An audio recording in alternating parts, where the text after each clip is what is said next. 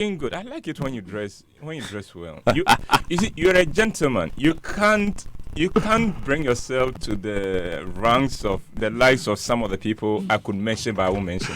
My father. You know. The chariots of Joe FM and the horsemen thereof. my father. Okay. No, but talking about the way your dress and things like that. I think I'll have to vote Enimwa as the best dressed member of the team today. Wow, she's looking very Ghana-ish. Yes, she's looking very, very, very good. And so is Raymond. Have you seen Raymond's new fashion thing? You know, he's going after this. I have only one thing to say about Raymond's dressing nowadays. Okay. Marriage is a very good thing. It's a very good thing. I recommend for everyone. Oh, that one, even Augustine would testify to it. I can see Raymond singing in his mind. Intimate pamini. Now why am I saying? Well, after that, he sings another song, but that one, we are on the morning show. We can't. Hey, Uncle, but you put us in trouble. It's exciting news. And then talking about fashion and things like that. Have you realized that Samuel Dami has decided that these days he would only wear things that do not have to go to the laundry? You know, there's a theory about a certain attire in this country. Okay. They say when you are late, it doesn't need to be ironed. So you just pick it up and you wear it. Okay, so it's either the laundry thing or that maybe he runs out of electricity credit. Okay. I'll go. What's today's message? Well, let me, before I go on to that, Dora, why you wouldn't want to miss this one? The early bird tickets will be available this week. Some outlets already have them, but others will have it by Wednesday. So take advantage of the early bird, and we'll see you on the 6th and 7th of April.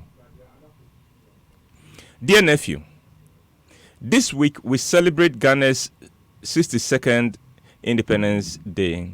And to commemorate the day, I'm dedicating my next 2 letters to you, to Ghana.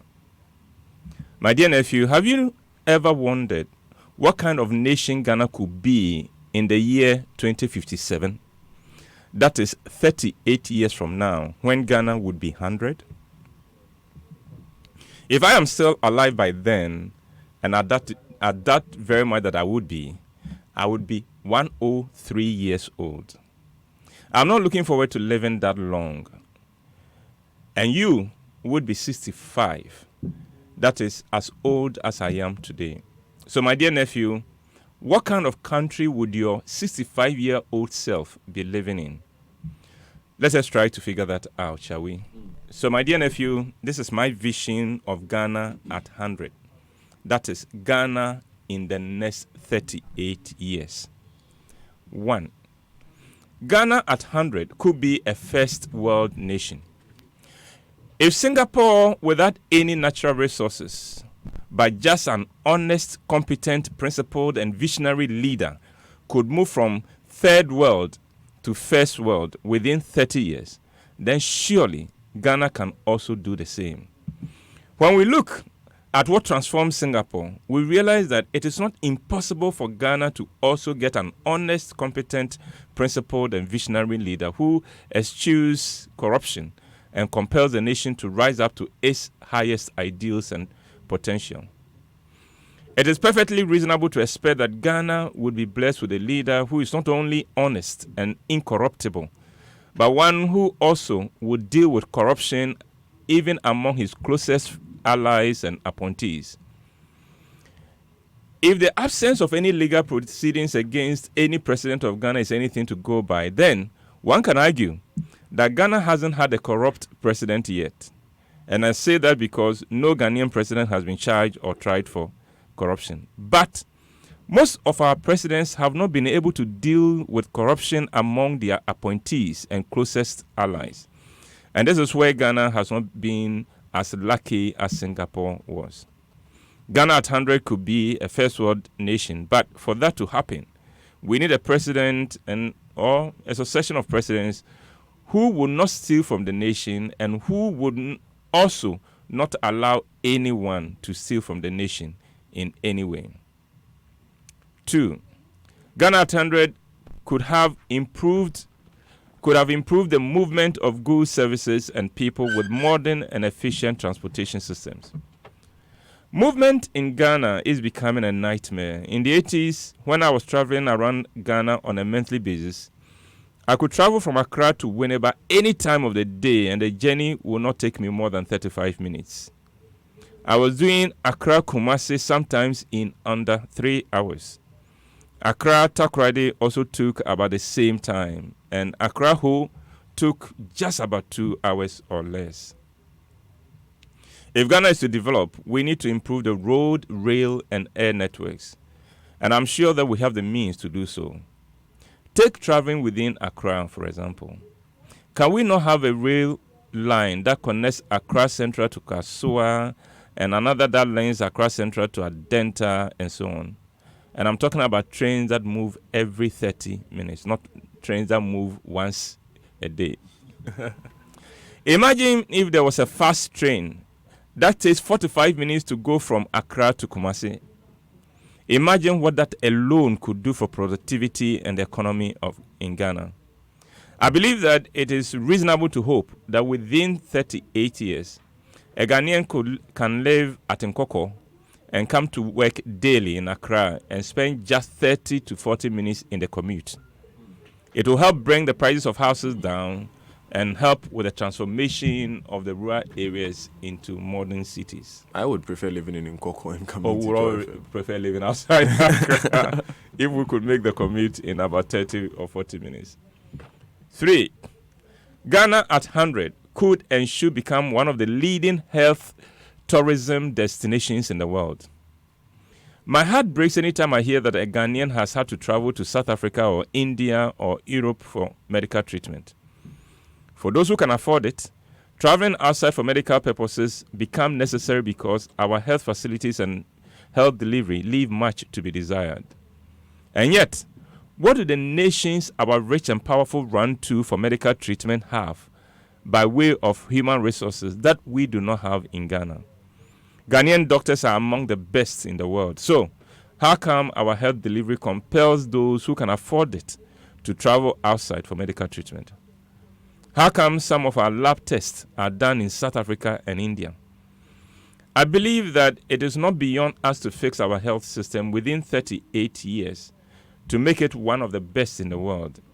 And if we are able to get there, Ghana would reap the benefits of having health facilities that the rich and powerful elsewhere would run to for their medical attention. 4.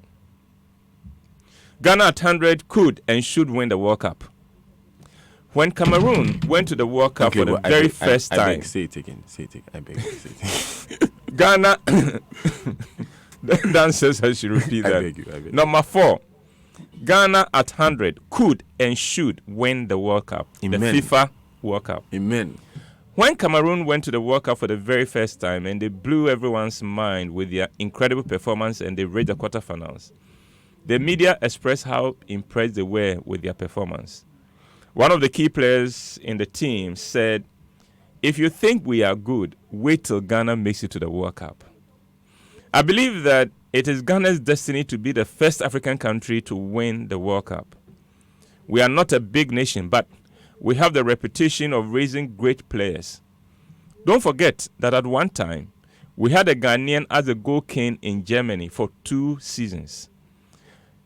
In England, a Ghanaian forced an English team, to make the captain of the German national team sit on the bench so he, the Ghanaian, could feature regularly. And I'm talking about Essien. Of course. Michael Essien and Ballack. Michael Ballack, yeah. Yes. Michael Ballack was a sub because he could not match Essien.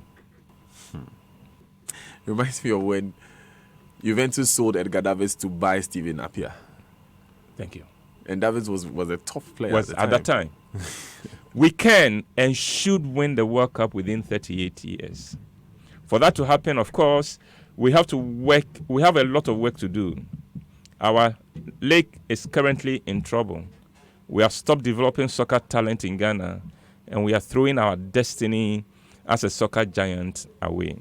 But 38 years is a lot of time to get our act together and make Ghana an elite soccer nation once again. 5. Ghana at 100 could and should have great national institutions. For Ghana to become first world country, we have to build institutions that cannot be manipulated by politicians. 6. Ghana at 100 could and should have advanced political systems that ensure that elections are always peaceful, free, and fair. Nobody should lose his life because of elections. Developed countries take peaceful, free, and fair elections as a given. And we should also move from the current situation when elections create insecurity in the land. We can and should do better with our politics. And 7. Ghana at 100 should have a Roverman theater that sees a minimum of 3,000 people and that puts on 8 shows every week. Amen. The Roverman theater will have restaurants, shops, office complex, playgrounds, and a multi-story car park. Now, before anyone says that I am asking for too much in 38 years, let me take a moment to remind you of how far Ghana has come in the last 38 years. That is since 1981. Within the last 38 years, Ghana has moved from a revolution, a country that was on the revolution, a country that was on the curfew, and the curfew started from 6 a.m. to 6 p.m., to the country where we have an established democratic order. In those days, freedom and justice had been compromised, and that was just 38 years ago. 30 years ago, there was famine in Ghana. We were queuing for fuel, and even for bread, and for uncooked kenkey. 38 years ago, yes, I'm true. It's true. Nigeria expelled over 1 million Ghanaians and worsened the famine situation in Ghana. 38 years ago, we were beating and stripping women naked in Ghana and parading them in the center of Accra. 38 years ago, we had despaired that constitutional rule would ever return to Ghana. 38 years ago, the head of state then described our hospitals as places where people went to die. Today, the situation has changed so much that those who did not live through those days, like Daniel, have a hard time imagining those times. And just as we have come a long way in the last 38 years, so can we go even longer in the next 38 years. So, let no one tell me that I'm asking for too much in 38 years when I say Ghana could and should become a first world nation. My dear nephew, I am an ardent believer in Ghana. I believe that we have it in us to build a nation that is truly and in every way great. I recognize that whether we become the nation we could be or not is absolutely up to every one of us. Yes, we could be a first world nation if we commit ourselves to it, but we could also be a failed nation at 100. But as for that one, may God forbid it. Your uncle in your corner, Uncle Ibu White. Like my friend would say, God for really bid. Yeah. God forbid indeed. You know, you answered the question that was on my mind when you were talking about how you would like to see Ghana in the next 38 years. Yeah. Because I was thinking that okay, Ghana then would be Ghana at 100. At 100. Because I was thinking how exactly what then? You said.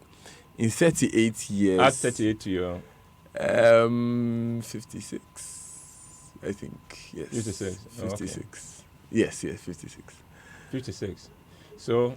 it is up to you, and your generation should begin to ask, so what kind of Ghana would we be living in our 50s? No, it's 66 rather. 66? Yes. Okay. We are slow with mathematics this morning. Yes. So, it's an important question that you are asking. But I was thinking of where Ghana was 38 years ago. And if our growth to this point indicates that we are on a trajectory to getting where you are talking about in 38 years. It's very encouraging to hear that we have grown from some of the things that we've done. But when you look at some of the decisions that we are making today, Uncle Ibo, as a people. Today we are going to have one of our main conversations will be about our preparedness towards earthquakes. Yeah. And we realize that even the presidency has put national security and the interior ministry on high alert because of the possibility of a major earthquake. It's something that we have to deal with the reality of. Yeah. Are we prepared enough? What is our planning systems like? And when we prepare for conversations like this and you look at the history that we have and what we have not done in the past, unfortunately, Yeah. we can ask this question. So have we made decisions that indicates that in 38 years we will be there? You know, the trajectory for development is always interesting. There's often a long period where progress is very slow. And then that nation gets a few things right, and suddenly there is an acceleration of the process. So yes, we have made a lot of progress. We've come a long way within 38 years, because some of the things we have been through in Ghana, you were shocked that we were queuing. We didn't have time for the woman to boil the kenkey, because if she did, you won't get some. So we go to the kenkey seller, and this is not me, this is the whole of Ghana. You go to the kenkey seller's house and buy the dough before it is boiled, because if you waited for her to finish boiling it, you won't get some. So when you buy it, you go and boil it at home. You go and boil it at home. We're queuing for bread. We're queuing for bread. Yeah, I mean, I have... They had to have bouncers in the bread queue to ensure that it is there. I 38 years ago. But so yes, progress has been slow. But what gives me so much joy and so much hope for Ghana is that what we need to turn this nation around is not impossible. It is within. It's just a very simple thing. Let us have leaders who say, we will not chop, but we will also not allow anybody to chop from Ghana. It will transform Ghana like that. Now we have leaders who are not chopping, but then would often cover people who are chopping. And that ought to stop. And it's not impossible for that to happen. Very, very, very insightful words, Anklebo. Thanks so much for these words. You're welcome. Yes. So on our first conversation, before you go, Anklebo, on our first conversation today, we'll be talking about some of the things that Ghana should do if we want to be properly prepared for the possibility of an earthquake. Touch wood. But in our second conversation, we'll be talking about extended family. And yeah, I heard you. Why extended family is not such a big deal as it used to be. Why do you think so? Life. Our sociology has changed. Are we missing something by missing behaving? Anything. I think it's the times. It's the times. We're not missing anything. Should we make a conscious effort to develop it? Yes, I agree to that. But the fact that we have evolved to this point is because a lot of things have changed. That is number one. Number two is that, whenever leaders, and I'm using leaders now in the family structure. You understand me? Mm-hmm. Whenever leaders fail to deliver on their mandate. So, for instance,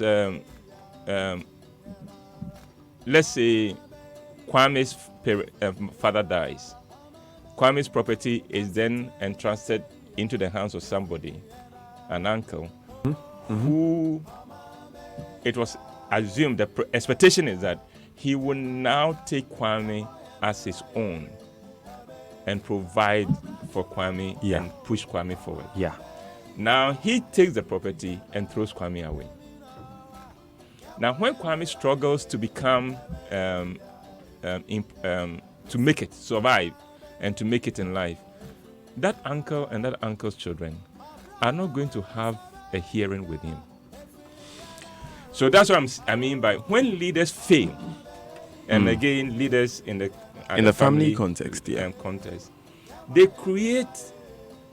they undermine the very system that they depend on to be leaders. So you see, and that is only one thing. The first thing I said is that our sociology has changed. We are no longer the agrarian people we used to be, We don't have in the past when we were all farmers and co, what you would eat was not a difficult thing. There was always food to eat. Now we need to pay to live. No, now there's a measure on the food. You understand? Okay, but thank you so much. I wish we could talk a bit longer about this. But you see, there's a parallel between how Uncle Ebo describes it. It comes down really to planning and selfishness. So on a national level, we can get to where we want to be in 100 years if we plan well and our leaders are not selfish. Yes. On a family level as well, your family would matter to you if you plan your family well. That's right. And you are not selfish with Yes. property. Yeah. And We you are have a sense of responsibility. A sense of responsibility running throughout any form of leader, whether you're a father or you're a president, Because you see, anything in between. I go to Kumasi, and one of my crazy cousins comes to me and says to me,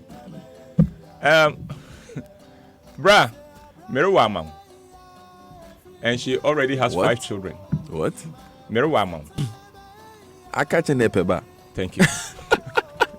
Meruwamam. Into it, I'm giving birth for you. Yeah, the children. Okay. Okay, boys, thank you so much. Okay, we'll take these important messages. When we come back, we'll continue with these conversations about Ghana, about the responsibilities that we must have in our leaders.